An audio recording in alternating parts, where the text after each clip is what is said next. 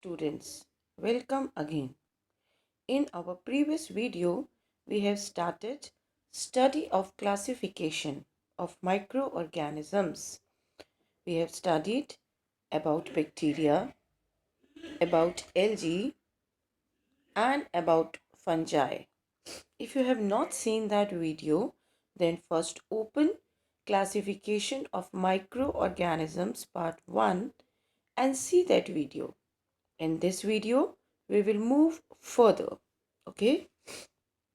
The fourth category or the type of microorganism is protozoa.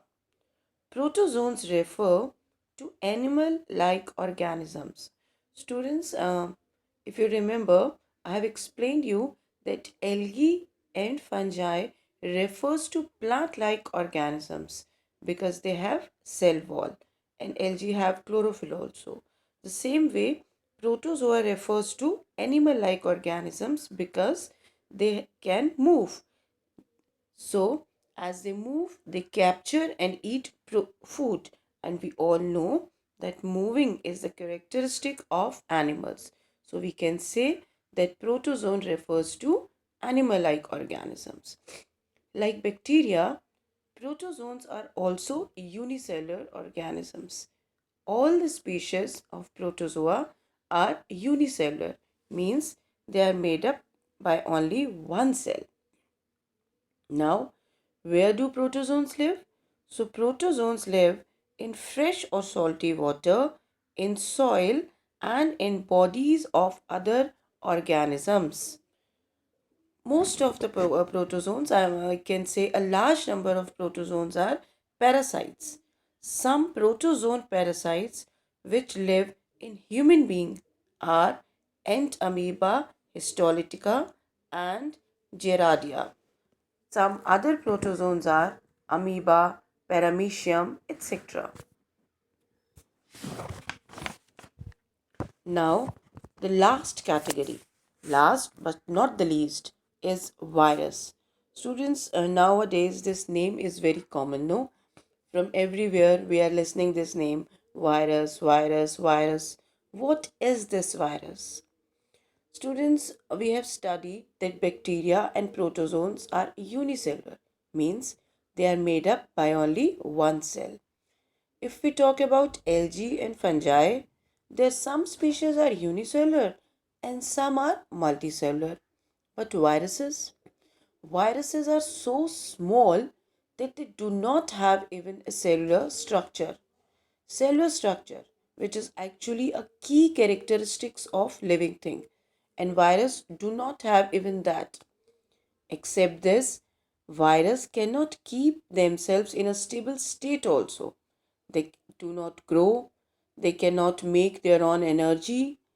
So by seeing all this, yeah, by knowing all this, we can say that viruses are not living.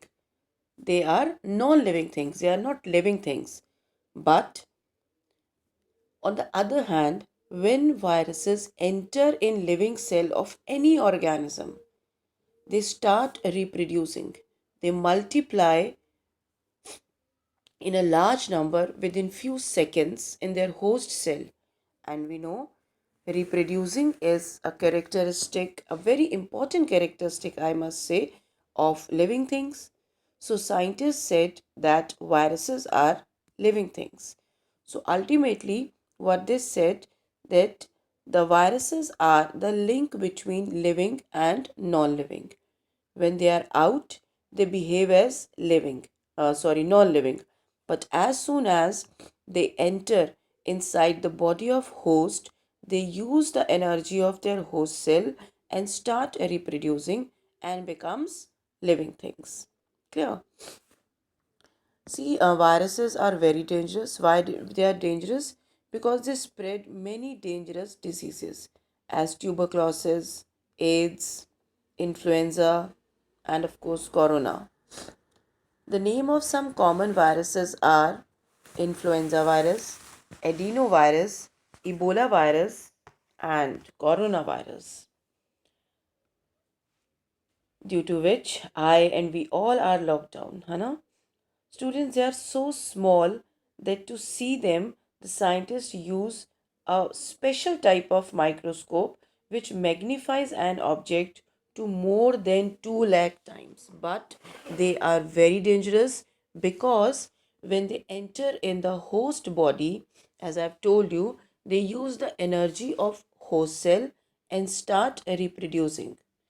After the formation of thousands of viruses, the host cell often dies, it bursts, and the new viruses spread and invade or enter in other cells. When a large number of host cells die in this way, the person falls ill.